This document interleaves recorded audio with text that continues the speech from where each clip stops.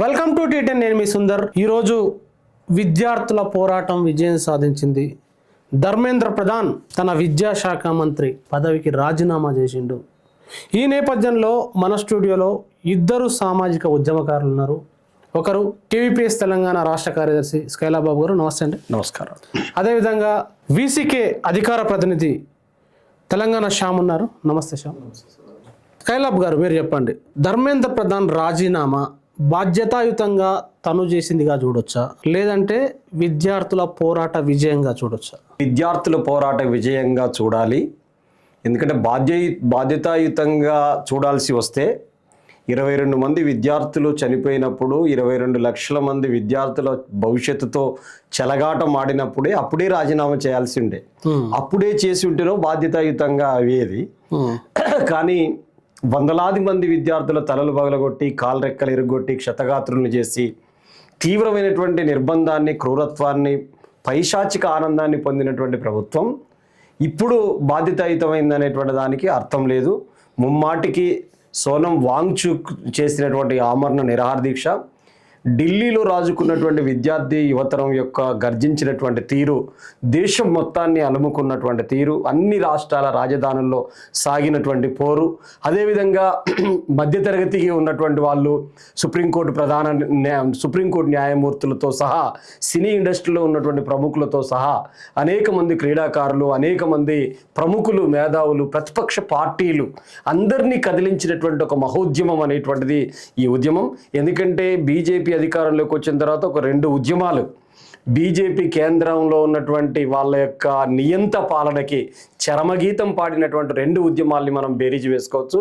ఒకటి ప్రధానంగా 750 మంది రైతుల్ని పొట్టన పెట్టుకున్నటువంటి 3 నల్ల చట్టాలు తీసుకొచ్చినటువంటి కేంద్ర ప్రభుత్వం తీసుకొచ్చినటువంటి 3 నల్ల చట్టాలు, దానికి వ్యతిరేకంగా ఏడాది కాలం పాటు సాగినటువంటి మహత్తరమైనటువంటి పోరాటం. ఆ పోరాటంలో నరేంద్ర మోడీ గారు పార్లమెంటు సాక్షిగా ఆ చట్టాలను వెనక్కి తీసుకుంటున్నాం, రైతాంగానికి బహిరంగ క్షమాపణ చెప్తున్నామని చెప్పాడు. అట్లాగే ఇప్పుడు కూడా 26 రోజులు పోరాటం, సుమారు ఇది 50 రోజులుగా 49 రోజులుగా సాగుతున్నటువంటి పోరాటం. ఈ పోరాటంలో తుది దశ ఈరోజు ధర్మేంద్ర ప్రధాన్ రాజీనామా చేయటం అనేటువంటిది అదొక్కటే సరిపోదు. దాని వెనకాల అనేక ముఖ్యమైనటువంటి సమస్యలు ఉన్నాయి. అవన్నిటిని కూడా పరిష్కారం కావాలి.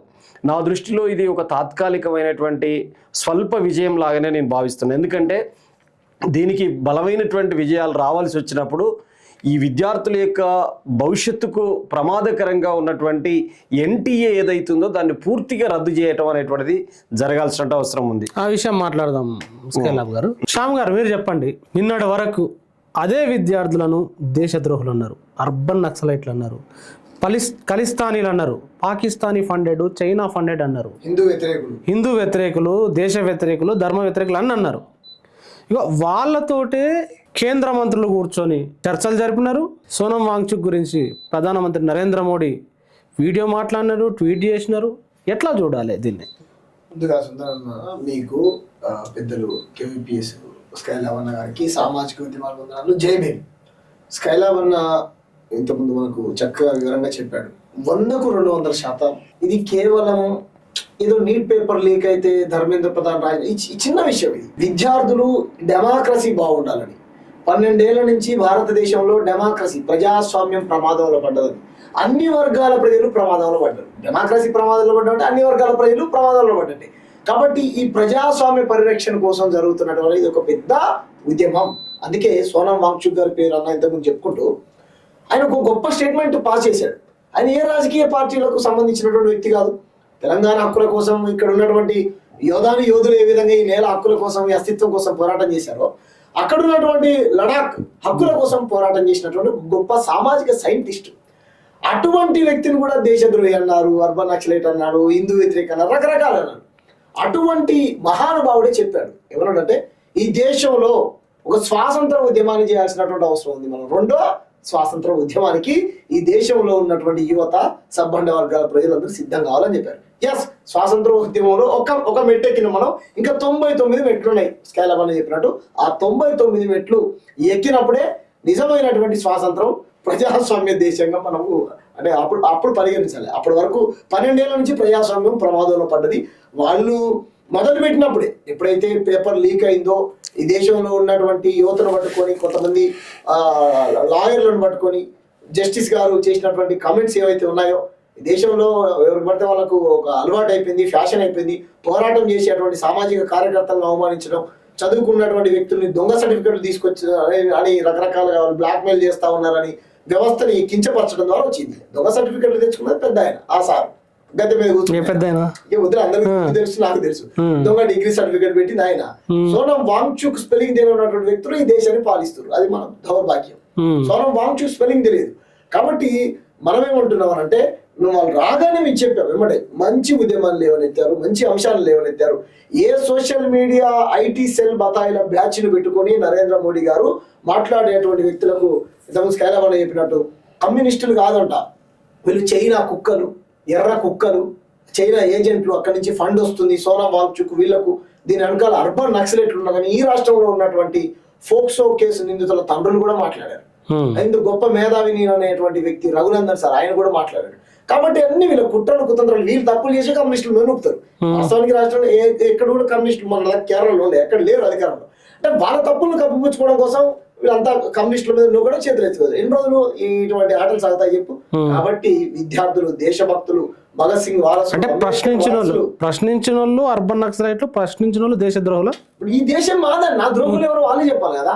ఈ దేశం మాది కదా, ఈ దేశం మేము బాబాసాహెబ్ అంబేద్కర్ బిడ్డలం, ఈ దేశం మాది, ఈ దేశం మూలవాసి నేను. నాకు పాకిస్తాన్ లో ఏ చుట్టం లేడు, నా ఫ్రెండ్ కూడా లేడు పాకిస్తాన్ లో, పక్క దేశంలో ఎక్కడ లేరు.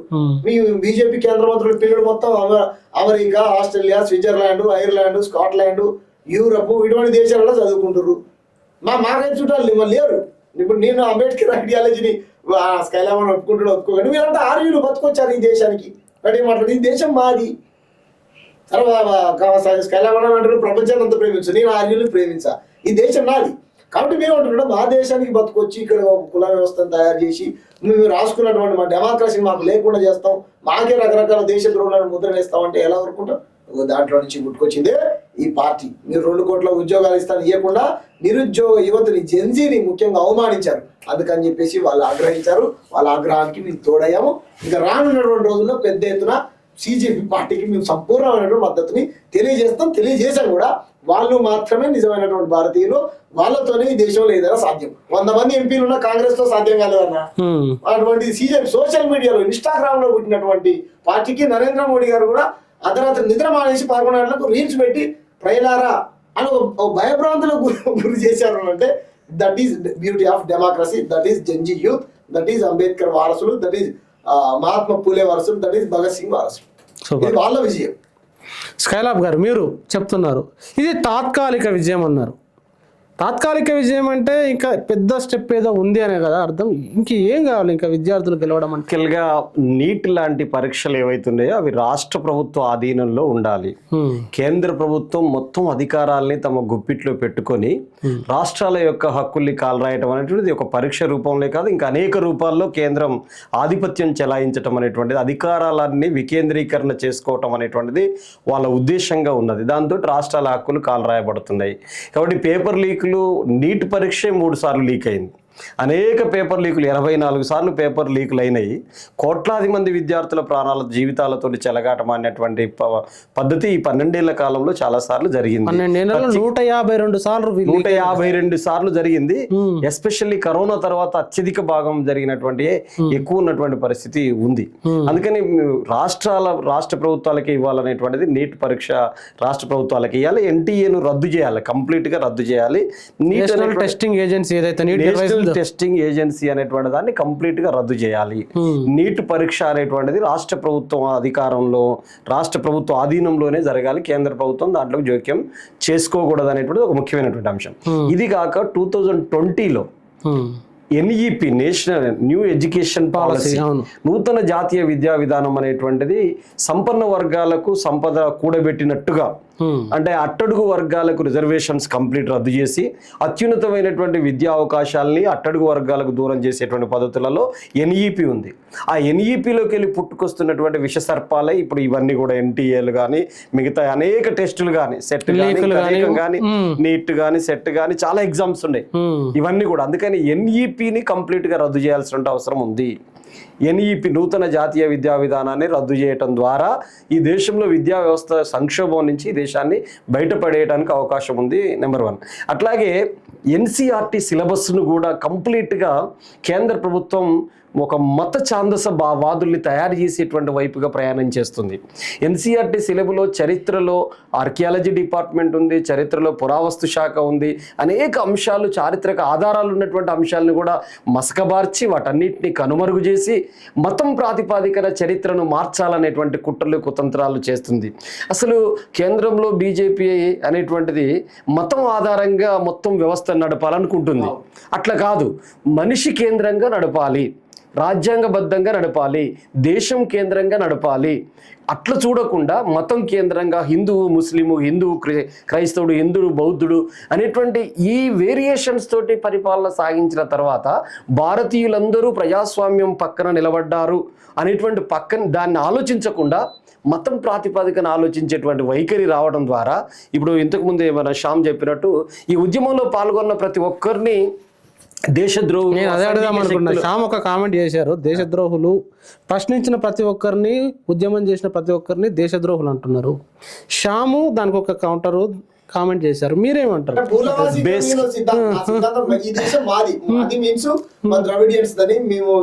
అదే మీరు ఒకటి చెప్పారు, మీరేం చెప్తారు దానికి? దేశద్రోహి అంటే దేశానికి వ్యతిరేకంగా మాట్లాడేవాడు దేశద్రోహి. మత ఉన్మాదానికి వ్యతిరేకంగానో, మీ మూర్ఖత్వానికి వ్యతిరేకంగానో, మీ అరాచకానికి వ్యతిరేకంగానో, మీ నియంతృత్వ పోకడలకు వ్యతిరేకంగానో, మీ నియంత పాలనకు వ్యతిరేకంగానో మాట్లాడటం అనేటువంటిది దేశద్రోహపూరితమైంది కాదు. ప్రజాస్వామ్య హక్కుల్ని పరిరక్షించేటువంటి ఒక గొప్ప ఉద్యమం అవుతుంది. ప్రశ్నించేటువంటి హక్కును గెలిపించేటువంటి బాధ్యత అవుతుంది. ప్రశ్నించే హక్కు భారత రాజ్యాంగంలో డాక్టర్ బాబాసాహెబ్ అంబేద్కర్ ఆర్టికల్ 14 వాక్ స్వేచ్ఛనిచ్చినటువంటిది. అది మరి దాన్ని కాపాడుకోవాల్సిన అవసరం ఉంటుంది కదా. ఇప్పుడు వాళ్ళు చెబుతున్న మాటనే మనం ఒక్కసారి 2014 వెనక్కిపోతే కాంగ్రెస్ అధికారంలో ఉన్నప్పుడు మీరు కూడా చాలా పోరాటాలు చేశారు, బీజేపీగా అనేక ఉద్యమాలు చేశారు కదా. మీ మత ఉద్యమాలు చేశారా, మూర్ఖత్వ ఉద్యమాలు చేశారా, ఛాందసవాద ఉద్యమాలు చేశారా, ఏదో ఒకటి. మీరైతే ఆనాడున్న పాలక వర్గాన్ని ప్రశ్నించారు కదా, అప్పుడు మీరు కూడా దేశద్రోహులేనా? మీరు అధికారంలో ఉంటే మిమ్మల్ని ప్రశ్నిస్తే మిమ్మల్ని ప్రశ్నించే వాళ్ళు దేశద్రోహులు. మీరు ప్రతిపక్షంలో ఉండి ప్రశ్నిస్తున్నారు కదా. ఈ రాష్ట్రంలో కాంగ్రెస్ అధికారంలో ఉంది. పొద్దున్న లేస్తే బండి సంజయ్ రేవంత్ రెడ్డి మీద మాట్లాడుతున్నది, ధర్మపురి అరవింద్ మాట్లాడుతున్నది, రఘునందన్ రావు మాట్లాడుతున్నది, అధికారం మీద చేస్తున్నారు. కాబట్టి వీళ్ళు కూడా రాష్ట్ర ద్రోహులు అని చెప్పేసి అనాలా, లేకపోతే దేశద్రోహులు అని చెప్పేసి అనాలా? ఇది చాలా దుర్మార్గమైనటువంటి వైఖరి. ఎవరు ప్రశ్నిస్తారో, ఎవరు ఉద్యమిస్తారో, ఎవరు ప్రజాస్వామ్యం బద్ధంగా వ్యవహరిస్తారో, ఎవరు పాలక వర్గాల్లో ఉన్నటువంటి లొసుగుల్ని బయటికి తీస్తారో, ఎవరు పాలక వర్గాన్ని ఎదిరిస్తారో వాళ్ళందరి మీద అనేక ముద్రలు వేయడానికి వాళ్ళు రకరకాల ప్రయత్నాలు చేసి ఈరోజు కాక్రోచ్ జనతా పార్టీ నిర్వహిస్తున్నటువంటి ఉద్యమాన్ని కూడా అనేక రూపాల్లో, ఆ ఉద్యమంలోకి రోహింగ్యాలు వచ్చారని అన్నారు, అసాంఘిక శక్తులు వచ్చారని చెప్పారు, చైనా ఏజెంట్లు వచ్చారని, విదేశీ ఫండ్ ఒక్క రూపాయి రాలేదని విదేశాంగ శాఖ సెక్రటరీ ప్రకటించిండు. ఇప్పటిదాకా మాట్లాడినటువంటి వాళ్ళు నోర్లు మూసుకోవాల్సి వస్తుంది కదా. ఇప్పటిదాకా మీకు ఎన్ని పైసలు ఇచ్చి అబద్ధాలు చెప్పినా క్షమించండి అని చెప్పాలి. వాళ్ళు అబద్ధాలు ప్రచారం చేసినందుకు మమ్మల్ని క్షమించండి అని చెప్పి వాళ్ళే ఒప్పుకోవాలి. ఎందుకంటే విదేశాంగ శాఖ కార్యదర్శి ఈ అడ్మినిస్ట్రేషన్ లో ఒక ముఖ్యమైనటువంటి వ్యక్తి. ఇప్పుడు ఎన్జిఓలకు ఎంత బడ్జెట్ విదేశాల నుంచి వస్తున్నదో ఆయనకు తెలియకుండా ఈ దేశంలో ₹1 రాదు. ఆయనే ప్రకటించండి ₹1 రావట్లేదని. ఇప్పుడు మీరు బహిరంగ క్షమాపణ చెప్పాలి కదా. ఇప్పటిదాకా పదుల సంఖ్యలో కొంతమంది వందల సంఖ్యలో వాళ్ళందరూ బహిరంగంగా వచ్చి క్షమాపణ చెప్పాలి. ఇట్లాంటి అబద్ధాలు చెప్పిన వాళ్ళు దేశద్రోహులు అవుతారు, నిజాలు మాట్లాడిన వాళ్ళే దేశభక్తులు అవుతారు. అబద్ధాలు, అసత్యాలు, అంధవిశ్వాసాలు మాట్లాడుతున్న వాళ్ళే ఈ దేశంలో దేశద్రోహులు, వాళ్ళే దేశద్రోహులు అని చెప్పి విదేశాంగ శాఖ కార్యదర్శి ఇచ్చిన సమాధానం సరిపోతుంది. అసాంఘిక శక్తులు అంటానికి నేను ఇంకొక విషయం చెప్తా. ఆల్రెడీ శ్యామ్ చెప్పిండు కాబట్టి. అసాంఘిక శక్తులు అంటే విద్యార్థులు ఉద్యమం చేస్తున్నారు, పోలీసులు పోలీస్ డ్రెస్ లో వచ్చి లాఠీ చార్జ్ చేశారు, ప్రభుత్వం గ్రీన్ సిగ్నల్ ఇచ్చింది, కొట్టిళ్ళు, తలలు బగిలినాయి, రక్తం గారింది, వాళ్ళది చేసిరు. కానీ సివిల్ డ్రెస్ లో వచ్చి మొత్తం ఇంత పెద్ద పెద్ద లాఠీలు పట్టి దానికి ముళ్ళుగర్రలు కొట్టి, లాఠీలు కూడా కాదు, చాలా పెద్ద పట్టుకోలు పట్టుకున్నారు. ఇంత పడుకున్నటువంటి పోలీస్ రూల్ ప్రకారం లాఠీకి ఒక సైజు ఉంటది. ఆ సైజ్, ఈ లాఠీ ఈ సైజే ఉంటది. అవి ఆర్ఎస్ఎస్ వాళ్ళు ఈ దీంట్లో చేస్తారు. మన పొద్దున్నే శాఖలో పెట్టుకొని చేసేటువంటి కర్రలా కనిపించినాయి అవి. అది మనం మీడియాలో చూస్తే కనిపించినటువంటి దానికి మొలలు ఇంతింత పొడుగు మొలలు దాంతో పెట్టి వీళ్ళు ఎవరు వందల సంఖ్యలో కూర్చున్నారు దద్దర మంతర దగ్గర. విద్యార్థులు పోతుంటే చితక బాదారు కదా, ఆడపిల్లలని కూడా చూడలేదు కదా, ఆడపిల్లల్ని తాకరాని చోట కూడా తాకారు కదా, ఆడపిల్లలు అరెస్ట్ చేసి పరిస్థితులు ఉంటాయి జనరల్ గా. ఒక మహిళా కానిస్టేబుల్ వాళ్ళని ప్రొటెస్ట్ చేసే వాళ్ళని అడ్డుకోవటం అది ఇది జరుగుతుంది. అది మనం కామన్ గా చూస్తున్నటువంటి అంశం. కానీ మొగళ్ళు సివిల్ డ్రెస్ లో ఉన్న వాళ్ళు, లాఠీ ఇంత పెద్ద కర్రలు పట్టుకున్న వాళ్ళు, దానికి మొలలు కొట్టినటువంటి వాళ్ళు, ఆడపిల్లల్ని ఎక్కడ పడితే ఎక్కడ ముట్టుకున్న వాళ్ళు, పట్టుకున్న వాళ్ళు ఎంతటి మూర్ఖులు వాళ్ళు. భారత మాతాకి జై అని చెప్పేసి అంటారు. మేము కూడా అంటాం భారత మాతాకి జై అని. ఏ భారత మాతాకి అంటాం మేమంటే మహిళల్ని గౌరవించేటువంటి ప్రతి ఒక్కరికి మేము జై అంటాం తప్పనిసరిగా. ఇట్లా మహిళల్ని చిత్రహింసలు పెట్టే వాళ్ళు జై భారత మాతాకి జై అంటే ఎట్లా కరెక్ట్? అందులో సివిల్ డ్రెస్ వీళ్ళు అసాంఘిక శక్తులు. ఎవరైతే విద్యార్థులను చితక బాధిల్లో సివిల్ డ్రెస్లో వచ్చి దొంగచాటుకు వచ్చి బాధిల్లో వాళ్ళ అసాంఘిక శక్తులు అవుతారు అనేటువంటిది గుర్తుపెట్టుకోలేదు. రోహింగ్యాల గురించి ప్రతిసారి మాట్లాడుతున్నారు. మేము ఇప్పటికీ చెప్తున్నాం, బండి సంజయ్ గారికి చెప్తున్నాం, తెలంగాణ నుంచి ఎవరైతే బీజేపీ నేతలు ఉన్నారో హైదరాబాద్ లో కేంద్ర ప్రభుత్వంతో ఒక ప్రక్షాళన చేపట్టండి. పాత బస్తీని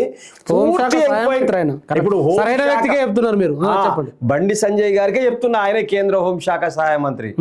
మన తెలంగాణ రాష్ట్రంలో ఒక్క రోహింగ్యా లేకుండా పట్టుకునే బాధ్యత మీరు తీసుకోండి. సంపూర్ణమైనటువంటి సహకారం తెలంగాణ ప్రభుత్వం అందిస్తుందో అందేదో ఆయన చెప్తాడు. కానీ ఇక్కడ ఉన్నటువంటి విద్యార్థి యువతరం కూడా చేస్తారు. రోహింగ్యాలు వచ్చారు అని చెప్పేసి ఇది అడ్డం పెట్టుకోవటం తప్ప మరొకటి కాదు. ఈ చీకటి ఒప్పందాలు ఇవన్నీ కూడా బీజేపీని ఎంఐఎంని బీజేపీ తిట్టేటువంటి అన్ని పగటెళ్ళప్పుడు తిట్టి రాత్రిపూట కలుసుకునేటువంటి ముచ్చట్లు ఇవన్నీ. అందుకని రోహింగ్యాలు ఎవరైతే ఉన్నారో మీరు ఆ ముచ్చట్లు కూడా దాంట్లోనే చెప్పారు. ఉత్తరాఖండ్ నుంచి వచ్చిన వాళ్ళు రోహింగ్యాలు అవుతారా, మధ్యప్రదేశ్ నుంచి వచ్చిన వాళ్ళు అవుతారా, కోల్కతా నుంచి వచ్చినటువంటి ఎవరైతారు వీళ్ళందరూ విద్యార్థులు. ఈ విద్యార్థులు అక్కడికి కదం దొక్కారు. ఢిల్లీ ప్రభుత్వం గడగడలాడింది, కేంద్ర ప్రభుత్వం వణుకు పుట్టింది, వెన్నులో చలి పుట్టింది నరేంద్ర మోడీకి. వెన్నులో చలి పుట్టి అర్ధరాత్రి 11:30 మన్ కీ బాత్ లో మాట్లాడేటోడు మీడియాలో మాట్లాడిందంటే చెప్పి ఇంతకుముందు శ్యామ్ కూడా చెప్పిండుగా, మన్ కీ బాత్ లో డైరెక్ట్ మనుషులతోటే మాట్లాడతా, నేను మీడియా జోలికి రారన్నాడు కదా. మరి ప్రాంప్టర్ ముందే మాట్లాడతా, అసలు సెల్ఫీ వీడియో మాట్లాడిండు. అసలు మామూలు విషయం కాదు. మిత్రో అనేటోడు డియర్ ఫ్రెండ్స్ అనుకుంటా సంబోధించిండు. ఫ్రెండ్స్ అన్నాడు ఇంగ్లీష్ పదం మొట్టమొదటిసారి. జంజీ దెబ్బ అలా వచ్చింది. నేను అదే అడదాం అనుకున్నా శ్యామ్ను కూడా. నువ్వు అన్నావు ఇప్పుడు ప్రస్తావించినప్పుడు 100 సీట్లు ఉన్న కాంగ్రెస్ కూడా ఏం చేయలేకపోయింది. ఈ జంజీలు ఎట్లా ఇంత పెద్ద ప్రభుత్వ యంత్రాంగం, మీడియానో మోడియానో మీరు మాట్లాడతా చెప్పండి, మోడియా కలిసిపోయింది. Social media IT cell, WhatsApp university, తర్వాత వాళ్ళు కొనని ఇన్ఫ్లుయెన్సర్లు లేరు. మరి ఇంత పెద్ద పద్మవ్యూహం ఎట్లా ఛేదించరు జెన్జీ యూత్? స్కైలాబ్ అన్న చెప్పినట్టు సత్యం ఎప్పటికైనా సత్యమే, అసత్యం ఎప్పటికైనా సత్యమే. దొంగతనం ఎన్ని రోజులు దాగదన్న. మనం గతంలో చూసుకుంటే, చరిత్ర చూసుకున్నా, హిట్లర్ లాంటి కూడా ఇట్లనే చేశారు. నరేంద్ర మోడీ గారు వాళ్ళ మంత్రులకు ఏమనే ఆదేశాలు ఇచ్చారంటే, మీరు ఇన్స్టాగ్రామ్ వాడుతున్నారా? అవును, మీరు ఇన్స్టాగ్రామ్ తప్పకుండా వాడండి. ఐ మీన్ ఏంటి, ఇన్స్టాగ్రామ్ వల్లనే ఈ రోజు మన ప్రభుత్వం కూరడానికి ఒక ప్రధాన కారణం అవుతుంది. మీరు కార్యకర్త అంటే పరోక్షంగా చెప్తున్న వాళ్ళ కార్యకర్తలకు అబద్ధాలను ప్రచారం చేయండి, కౌంటర్ వీడియోస్ చేసి మన ప్రభుత్వాన్ని కాపాడండి. 12 ఏళ్ళ నుంచి ఆయన చేసుకుంటూ వచ్చింది ఇదే. కాబట్టి ఎలాకాలం అన్నాడు. ఇప్పుడు కాంగ్రెస్ పార్టీ అంటే వాళ్ళు చేసినటువంటి తప్పులు కూడా ఉన్నాయి కాబట్టి వీళ్ళు అంటే వాళ్ళ భుజాల మీద తుపాకీ పెట్టి ఏమంటారు, ప్రజా సమస్యల్ని కాలుస్తా ఉన్నారు. కాంగ్రెస్ పార్టీ భుజాల మీద తుపాకీ పెట్టి మీరు అదే చూడండి, ఇప్పుడు వాళ్ళు లీక్ చేశారనే కదా మీకు అధికారం ఇచ్చింది. వాళ్ళ హయాంలో తీవ్రవాదులు దేశంలోకి జ్వరపడ్డారని మీరు ఎలిగేషన్ చేస్తేనే కదా మీరు జ్వరపడకుండా చేస్తారని మీకు అధికారాన్ని ఇచ్చింది. ఇలా వాళ్ళు చేశారనే కదా, వాళ్ళు మంచోళ్ళు కాదనే కదా మీకు అధికారాన్ని ఇచ్చింది. కాబట్టి మీరు కూడా అటువంటి పనులు చేసినప్పుడు ఇంకెవరు నడాలి మేము? కాబట్టి మేము ఏమంటున్నాం అంటే, ధర్మేంద్ర ప్రధాన్ తోని ఈ ఉద్యమం ఆగదని నాకు తెలిసి నరేంద్ర మోడీ గారు రాజీనామా 100% చేయాల్సిందే. నరేంద్ర మోడీ 100%. ఇప్పుడు ధర్మేంద్ర ప్రధాన్ అయితే రాజీనామా చేయడానికి నీట్ పేపర్ లీక్ అయింది, విద్యా వ్యవస్థ నాశనం అయింది, ధ్వంసమైంది. ధర్మేంద్ర ప్రధాన్ రాజీనామా చేయడంలో ఒక అర్థం ఉంది. ఆ అర్థాన్ని తగ్గట్టు కొట్లాడిర్రు, రాజీనామా కూడా వచ్చింది. ప్రధానమంత్రి నరేంద్ర మోడీ ఎందుకు రాజీనామా చేయాలి? ఎగ్జాక్ట్లీ. నరేంద్ర మోడీ గారు చేయలేదు. నరేంద్ర మోడీ గారితో ఆర్ఎస్ఎస్ చేపించింది. ఎందుకు ఇన్ని రోజులు మనం అర్థంగా అబద్ధాలను అల్లుకుంటూ వచ్చాము, ఇన్ని రోజులు మతం చాటును దాచుకుని రాజకీయాలు చేశాము, ప్రజలు పసిగట్టారు. ఢిల్లీలో జై శ్రీరామ్ నరేంద్ర మోడీ రాజీనామా చేయాలి, జై శ్రీరామ్ ధర్మేంద్ర ప్రధాన్ రాజీనామా చేయాలి, జై సీతారాం అమిత్ షా రాజీనామా చేయాలంటారు. ఏ సమాధానం చెప్తున్నారు? ఎందుకంటారు చెప్పిన రామ మందిరంలో నా డబ్బులు ఇస్తే దొంగతనం చేసిన దొంగలు మీరు, దాంట్లో రామ మందిరంలో ఎత్తే చేసిన దొంగలు మీరు, మీరే రైతులు. ఒక బీజేపీ మంత్రి కూతురు వచ్చి ధర్నాలో పాల్గొంది. అనేక మంది బీజేపీ వాళ్ళ బిడ్డలు కొడుకులు వచ్చి పార్టిసిపేట్ చేశారు. కేటీఆర్ గారి సభలో ఇక్కడ ఇంద్ర పార్క్ దగ్గర మా ఇంట్లో మా ఫ్యామిలీ మొత్తం బీజేపీ, కానీ నేను రాగానంటున్నా. నేను ఏ పార్టీ కాదని నరేంద్ర మోడీ ప్రభుత్వానికి వ్యతిరేకంగా పోరాటం చేస్తాను. కాబట్టి ఈ దేశంలో అన్ని వర్గాల ప్రజలు నరేంద్ర మోడీ గారి పాలనని అసహించుకుంటా ఉన్నారు. దళితుల పైన దాడులు, గిరిజనుల పైన దాడులు, ఆదివాసుల పైన దాడులు, మైనార్టీలు అయితే ఇంకా చెప్పక్కర్లేదు. వాళ్ళ పేరుంటే చాలు, వాళ్ళు పాకిస్తాన్, ఆఫ్ఘనిస్తాను, ఇంకా వాళ్ళు ఒక రకమైనటువంటి భయంలోకి వెళ్ళిపోతారు. వాళ్ళపైన దాడులు, జేఎన్జీ యూత్ అన్ని పసిగట్టారు. కులం మతంతో. అందుకే అభిజిత్ దీప్కే అమెరికా నుంచి ఎయిర్పోర్ట్ దిగగానే, విమానం దిగగానే ఇలా అంబేద్కర్ ఫోటో ఇలా పట్టుకొని కిసికు బి హిందూ ముస్లిం లపడాసే ఏక నౌకరీ బి ఆయా అని అన్నాడు. అంటే హిందూ ముస్లిం పంచాయతీతోని ఈ దేశంలో ఏ హిందూకైనా ఏ ముస్లింకైనా ఒక నౌకరు వచ్చిందా, ఇంకెన్ని రోజులు మీ ఈ ఆటలు అని వాళ్ళ కుట్రలు కుతంత్రాలు మొత్తం బట్ట బయలు చేస్తే సాప కింద నీళ్లు బారుతున్నాయి. కాబట్టి అయ్యా మీకు దండం పెడతామని ఇన్స్టాగ్రామ్ లో 11 గంటలకు లేచి ఏ రోజు ప్రెస్ మీట్ రానటువంటి నరేంద్ర మోడీ గారు 24 గంటలు చెప్తాడు. అన్నా మా సార్ దేవుడు అన్న 24 గంటల్లో 4 గంటలే పండుకుంటాడు అన్న సారు, 20 గంటలు పని చేస్తాడు. ఏం పని చేస్తాడు కూడా ఆయన ఇన్స్టాగ్రామ్ నన్ను ఎవరు తిరుగుతుర్రా పొగుడుతుర్రా అని చూసుకుంటా ఉంటాడు, కామెంట్లు చూసి మురిసిపోతా ఉంటాడు మోడీ గారు. కాబట్టి అయిపోయింది మీ ఇన్స్టాగ్రామ్, మీ ఐటీ సెల్ బ్యాచ్ ఏదైతుందో కథం. 100 కోట్ల రూపాయలు సంవత్సరానికి ఖర్చు పెట్టి ఆర్ఎస్ఎస్ ఐటీ సెల్ ని మెయింటైన్ చేస్తుంది. చూడండి కింద కామెంట్లు బూతులు పెట్టేటోళ్ళు అంతా ఒక అడ్రస్ ఉండదు, పేరు ఉండదు, ఊరు ఉండదు, లా మీ బూతులు ఉంటాయి కదా మనం ఓపెన్ చేస్తే అన్ని రాకుంటాయి. ఒక ఈ తెలంగాణలో 4-5 మహిళా జర్నలిస్టులు అనే ముసుగులో వీళ్ళతో పెద్ద స్వతంత్ర సమరయోధుల ప్రకాష్ రాజుని పట్టుకొని పాకీ రాజు అని ఆయన మించిన దేశభక్తుడు ఆయనను పట్టుకొని అలాగా అభిజిత్ దీప్కే గాడు అంట లీక్ చేసినాడేమో గారు, పోరాటం చేసినాడో గాడు. అంటే వీళ్ళ వైఖరి చూడండి, ఎవరు వైపు ఉంటారు వీళ్ళని. అంటే వీళ్ళ వీడియోలు వాళ్ళు చెప్పారు వాళ్ళ ఫారెన్ నుంచి ఫండ్ వచ్చింది, కోట్ల రూపాయలు సోనం వాంగ్చుక్ వచ్చింది. మరి ఆదాల ఇరా అంటే లేదు. బంగ్లాదేశ్ పోయి వచ్చిన తర్వాత అంట సోనం వాంగ్చుక్ గారు పుల్వామా అటాక్ జరిగిందంట, సారీ పహల్గామ్ అటాక్ జరిగిందంట. మీరు చూసారా? అందభక్తులు బ్యాక్ చెప్తారు. నరేంద్ర మోడీ బిర్యానీ తినొచ్చినాక కదా జరిగింది. నరేంద్ర మోడీ గారు బిర్యానీ తినొచ్చినాక ఏమంటారు మన పహల్గామ్ అటాక్ జరిగింది. కాబట్టి ఈ రకంగా మతం చాటున అబద్ధాలు ఆడుకుంటూ రాముడు, కృష్ణుడు, దేవుడు అనే ఈ పేర్లతో రాజకీయాలు ఎలా చూస్తా ఉన్నారు. జెన్జీ యూత్ పసిగట్టింది. నరేంద్ర మోడీ గారు ఏం విమర్శకు అతీతుడు. ఆయన ఒక రాజకీయ జీతగాడు, ఈ దేశ ప్రజలందరికీ జీతగాడు, పబ్లిక్ సర్వెంట్. ప్రజలు ఓట్లు వేస్తే ఆ కుర్చీ వచ్చింది, ఆ ఓట్లు లేకుండా దీపేసిననుకో అయిపోయా. అసలు ఇప్పుడు ఏం పెద్ద ఎత్తున ఏం ట్రోల్ చేస్తారు చెప్పిన ప్రజలు. నరేంద్ర మోడీ గారు ఇప్పటికిప్పుడు రాజీనామా చేస్తే వార్డు నెంబర్ కూడా గెలవడంట, వార్డు నెంబర్ గెలవడంట ఆయన సొంత ఊర్లో. అంత వ్యతిరేకత పెరిగిందని పెద్ద ఎత్తున జెన్జీ యూత్ మొత్తం ఈరోజు పెద్ద ఎత్తున ట్రోల్ చేస్తా ఉన్నారు.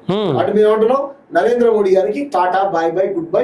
ఈ దేశంలో ప్రజాస్వామ్య పరిరక్షణ కోసం ఒక ప్రత్యామ్నాయ పార్టీని దేశ ప్రజలు, జెన్జీ యూత్ మాలాంటి కూడా మేము కోరుకుంటాం. స్కైలాబ్ గారు మీరు చెప్పండి.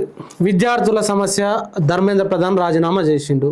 ఇంకా అనేక రంగాల్లో సమస్య మీరు ప్రస్తావించినట్టే చాలా రంగాల్లో, అటు రైతులు కానీ, వ్యవసాయ కార్మికులు కానీ, కార్మికులు కానీ, అన్ని రంగాల వాళ్ళు కష్టాల కడలిలో వెళ్తున్న పరిస్థితి. మరి ఎటు ఈ విజయం అంటే ఇంతవరకు జుక్కుంగానై తగ్గేదే లేదు, అసలు తగ్గం అన్నటోళ్ళు మెడలు వంచబడ్డాయి. అప్పుడు రైతులు చేసారు 1.5 year కొట్లాడి, 50 రోజులలోనే విద్యార్థులు చేసినారు.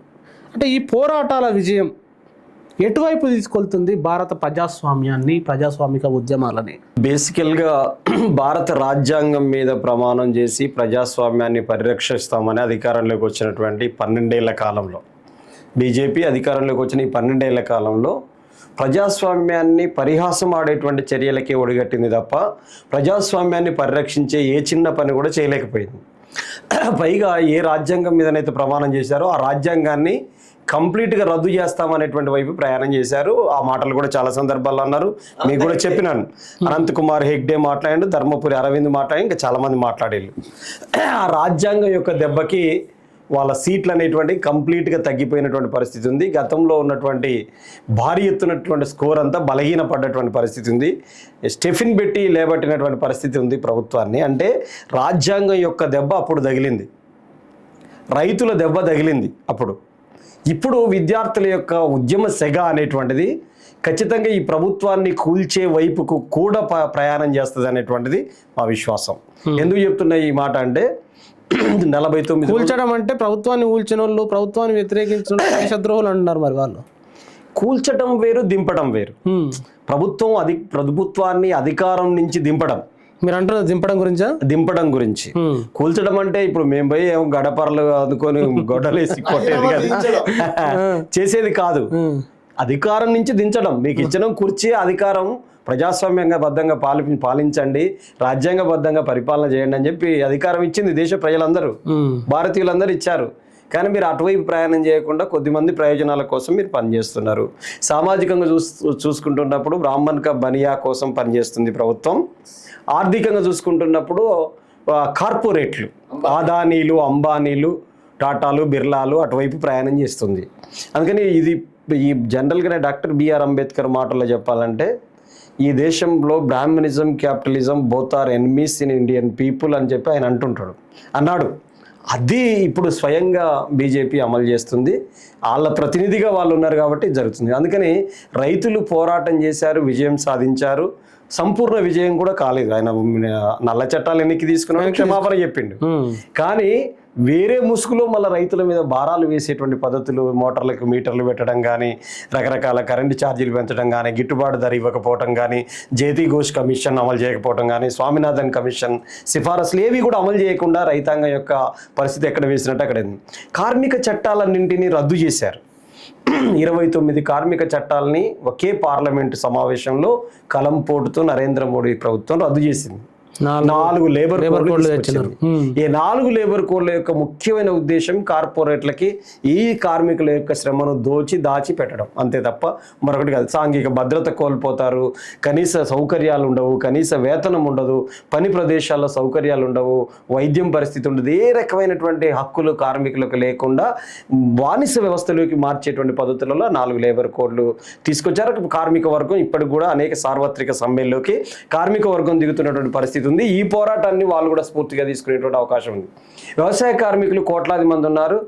ఆ రోజు యూపీఏ గవర్నమెంట్ కాలంలో ఎన్ఆర్ఈజిఎస్ వచ్చింది. కమ్యూనిస్టులు మీకు ఏ పదవికి మంత్రి పదవి కావాలో కాసుకోండి, తీసుకోండి అని చెప్పేసి ఆ రోజు కాంగ్రెస్ చెప్పింది. బీజేపీకి వ్యతిరేకంగా ఒక మాట చెప్పాలంటే వాళ్ళు 64 పార్లమెంట్ సీట్లు గెలిచారు కమ్యూనిస్టులు. అందులో 54 పార్లమెంట్ సీట్లు కాంగ్రెస్ను ఓడించి గెలిచారు వాళ్ళు. 10 సీట్లే బీజేపీ మిగతా పార్టీలను ఓడించి గెలిచారు. ఈ 64 సీట్లు కాంగ్రెస్కు మద్దతు ఇచ్చింది. ఎందుకో తెలుసా? బీజేపీని కేంద్రంలో అధికారంలోకి రానియొద్దు, వస్తే ఈ ప్రమాదం ఉంటుందని చెప్పి ముందే గ్రహించారు కమ్యూనిస్టులు. ఇప్పుడు జరుగుతున్న తతంగం అంతా 12 ఏళ్ల కాలంలో అదే జరిగింది. ఆ రోజు కమ్యూనిస్టులు ఎక్స్పెక్ట్ చేసి యూపీఏకు మద్దతు ఇచ్చి ఉండకపోతే ఇంకా వాళ్ళు 20 ఏళ్ళు పరిపాలించేటువంటి వాళ్ళు, గత 10 ఏళ్ళు, ఈ 12 ఏళ్ళు, 22 ఏళ్ళు పరిపాలించే వాళ్ళు.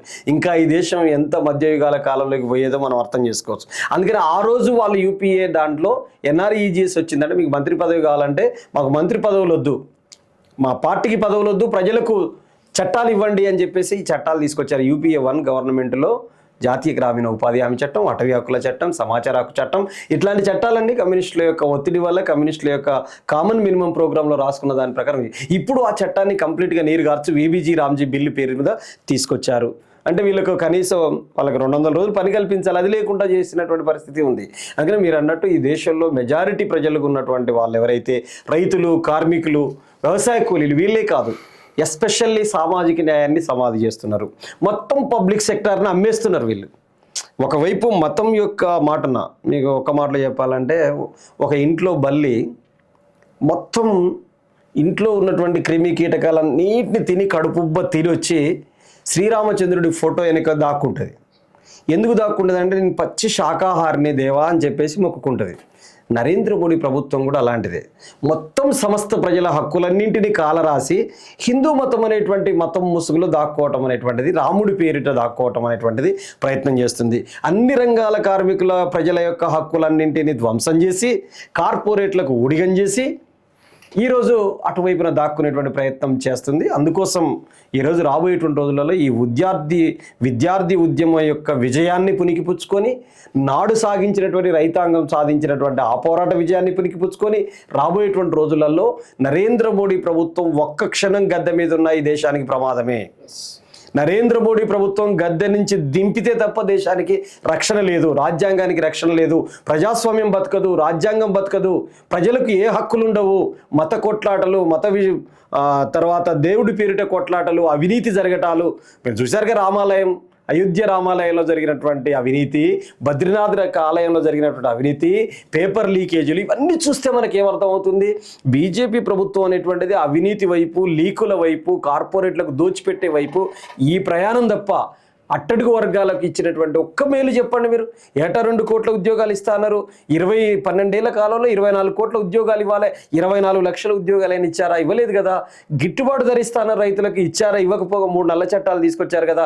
కార్మికులకు కనీస వేతనం ఇస్తా అన్నారు, ఇవ్వకపోగా 3 లేబర్ కోడ్లు తీసుకొచ్చారు కదా.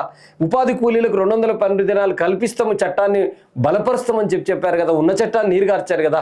ఎన్ని పబ్లిక్ సెక్టార్లను అమ్మేసి మీరు ఎస్సీ ఎస్టీలకు రిజర్వేషన్స్ను కోల్పోయే పద్ధతులలో ప్రభుత్వ రంగ సంస్థలని ఇచ్చేయటం, దళితుల మీద, గిరిజనుల మీద భారీ ఎత్తున దాడులు జరగటం, అత్యాచారాలు జరగటం. ఎన్సీఆర్బీ లెక్కలను తీయండి. మొత్తం స్వాతంత్రం వచ్చిన కానించి 2014 వరకు దళితుల మీద ఎన్ని దాడులు జరిగినాయో, 2014లో బీజేపీ అధికారంలోకి వచ్చిన కానించి 2026 నాటికి ఎన్సీఆర్బీ లెక్కలు తీస్తే 12 ఏళ్ళలో అంత జరిగిందా? అన్ని జరిగినాయి. ఒక్క మాటలో చెప్పాలంటే రికార్డెడ్ ఎన్సీఆర్బీ కానీ ఇంకా చాలా ఉంటాయి కదా. 50,896 సంఘటనలు 2023 ఒకే సంవత్సరం జరిగినాయి. అది పోలీస్ స్టేషన్ లోకి వెళ్లి ఫిర్యాదు అయ్యి కంప్లైంట్ పెట్టినాయి. చాలా ఉంటాయి కదా, కోకొల్లలు ఉంటాయి. దళితుల మీద ఏ రూపంలో అయినా దాడి, మీరు ఫలానా ఆవు మాంసం తింటున్నారు దాడి, మీరు జై శ్రీరామ్ అనాలి అనకపోతే దాడి, మీరు భారత్ మాతకి జయనాలు అనకపోతే దాడి, వందే మాత్రం పాడాలి పాడకపోతే దాడి, ఎట్టి వచ్చినా కానీ అది చేసేటువంటి పని చేశారు. ఆ పద్ధతులలో ఈరోజు బీజేపీ అనేటువంటిది ఆర్ఎస్ఎస్ ఎజెండాను అమలు చేయడంతో పాటు ఈ దేశంలో కార్పొరేట్ ఎజెండాను కూడా, ఒకవైపు మతోన్మాద ఎజెండా, మరొక వైపు కార్పొరేట్ ఎజెండా, శిఖండి పాములాగా 2 తలలు ఉన్నట్టుగానే నరేంద్ర మోడీ ప్రభుత్వానికి కూడా 2 తలలు ఉన్నాయి. ఈరోజు కార్మికులు, కష్టజీవుల్ని అణిచివేసేటువంటి, వాళ్ళ హక్కులు కాలు రాసేది ఒకవైపు, అట్టడుగు వర్గాల్ని సామాజికంగా అనగదొక్కేటువంటి వైఖరి మరొక వైపు ఉంది. అందుకనే ఈ జంజీ ఉద్యమం ఏదైతుందో, కాక్రోచ్ జనతా పార్టీ తీసుకొచ్చినటువంటి ఒక ఉద్యమం ఏదైతుందో ఈ దేశానికి స్ఫూర్తిదాయకమైన ఉద్యమంగా ఉంటుంది. దాని నుంచి అనేక పాఠాలు ప్రతిపక్షాలు, కమ్యూనిస్టులు అందరం తీసుకొని దీన్ని ముందుకు నడిపించేటువంటి పద్ధతులలో అల్టిమేట్గా దేశంలో ఒక్క క్షణం కూడా నరేంద్ర మోడీ ప్రభుత్వం కొనసాగడానికి వీల్లేదనే పద్ధతులలో ఈ ఉద్యమాన్ని ముందుకు తీసుకెళ్తాం. శ్యామ్ గారు, చివరి ప్రశ్న. 1 అడుగు పడిందన్నారు, ఏంటి 90 అడుగులు? ఎస్, 2 ఏళ్ల నుంచి అదే నేను లాస్ట్ లో చెప్దాం అనుకున్నా. నరేంద్ర మోడీ గారికి స్కైలాబ్ చెప్పినట్టు 2 నిమిషాలు కూడా రాజ్యాంగబద్ధ ప్రధానమంత్రి పదవిలో కొనసాగడానికి ఆయనకి ఏ మాత్రం కూడా నైతిక అర్హత లేదు. ఇద్దరిది ఒకే మాట, ఒక్కటే మాట. ఆయన రాజీనామా చేసేంత వరకు ప్రభుత్వాన్ని కూర్చడం అంటే కాల్చడం కాదండి. ఏమంటారు, నచ్చని రఘునందన్ చెప్పాడు, డెమోక్రసీలో ఏందన్నా నీకు నచ్చనటువంటి ప్రజాప్రతినిధిని ఇంటి మీదకి పోయి నువ్వు నీ దగ్గర గన్నులు ఉన్నాయా, నీ దగ్గర తుపాకులు ఉన్నాయని కాలుస్తావా అన్న, కొడతావా అన్న, తింటావా అన్న, నీకు నచ్చినటువంటి రాజకీయ నాయకులు నువ్వు ఏం చేయాలన్నా ఓటు ద్వారా ఓడించాలి. అదే అంబేద్కర్ ఇష్టం అన్నా అన్నాడు. వీళ్ళు ఏం చేస్తారన్నా, ఎమ్మెల్యేలు ఇంటి మీద కొడతారన్నా, వీళ్ళు ఏం చేస్తారన్నా ఆలోచించకుండా పార్కులను తుపాకులు తెచ్చుకుని కాలుస్తారన్నా. మేము కూడా దానికి వ్యతిరేకం. ఎందుకంటే మేము రాజ్యాంగ ప్రేమికులు, మీరు రాజ్యాంగ వ్యతిరేకులు. కాబట్టి నరేంద్ర మోడీ గారు అధికారంలోకి వచ్చిన 12 ఏళ్ల నుంచి రోజుకొక దళిత మహిళ పైన, గిరిజన బిడ్డ పైన, ఆదివాసీ బిడ్డ పైన, బీసీల పైన, ముఖ్యంగా క్రైస్తవుల పైన, కమ్యూనిస్టుల పైన, అంబేద్కర్ వాదుల పైన దాడులు జరుగుతా ఉన్నాయి. వాటిని ఆయనకు తెలుసు. ఇన్స్టాగ్రామ్ చూసడానికి ఇవన్నీ తెలియదా? తెలుసు. కాకపోతే దున్నపోతు మీద వానబడ్డట్టు స్పృహ లేకుండా స్పందించకుండా ఉంటా ఉన్నాడు. ఆయన చాప కింద నీళ్లు పోయేసరికి ఈరోజు ప్రభుత్వమే కూలిపోయేటువంటి ప్రమాదం ఉందని తాత్కాలికంగా రాని ఆయన కాదు దొంగ. ఆయన చాలా చిన్న, ఇంత నెత్తిలో ఇన్ని ఎంటికలు ఉన్నాయి. దాంట్లో ధర్మేంద్ర ప్రధాన్ ఒక ఎంటిక, అసలైనటువంటి పొడి ఎంటికను పీకాల. ఆ పీకినప్పుడే ఈ ప్రజాస్వామ్యం పరిడి వెళ్తుంది, బాగుపడుతుంది. నరేంద్ర మోడీ గారు రాజీనామా చేసేంత వరకు డెమోక్రటిక్ పద్ధతిలో మనము ఒక మహాత్మా గాంధీ గారు ఏ విధంగా అయితే స్వాతంత్ర ఉద్యమాన్ని నడిపాడో ఆ విధంగా కాక్రోచ్ జనతా పార్టీ ఉద్యమాన్ని నడపాలని మేము మా వీసీకే పార్టీకి వాళ్ళకి సంపూర్ణమైనటువంటి మద్దతుని తెలియజేస్తా ఉన్నాం. Thank you very much Shyam garu. Thank you very much Skylab Babu garu. ప్రజలారా విన్నారు కదా, ఇది ప్రధాని తోటి ముగియలేదు, ప్రధాని కూడా రాజీనామా చేయాలని 2 సామాజిక ఉద్యమకారులు గొంతెత్తి నినదిస్తున్నారు. అనేక అంశాలని ప్రస్తావించినారు. సామాజికంగా జరుగుతున్న అణచివేతలు, అదేవిధంగా అనేక రంగాల్లో జరుగుతున్న అన్యాయాలు, ఇవన్నిటినీ ప్రశ్నిస్తూ నిలదీస్తూ అనేకమైన ప్రశ్నలు అనేకమైన వాస్తవాలు మీ ముందు పెట్టినారు. మరి వాళ్ళు చెప్పిన అంశాలపైన మీ కామెంట్ తప్పకుండా రాయండి. Thank you very much. చూస్తూనే ఉండండి.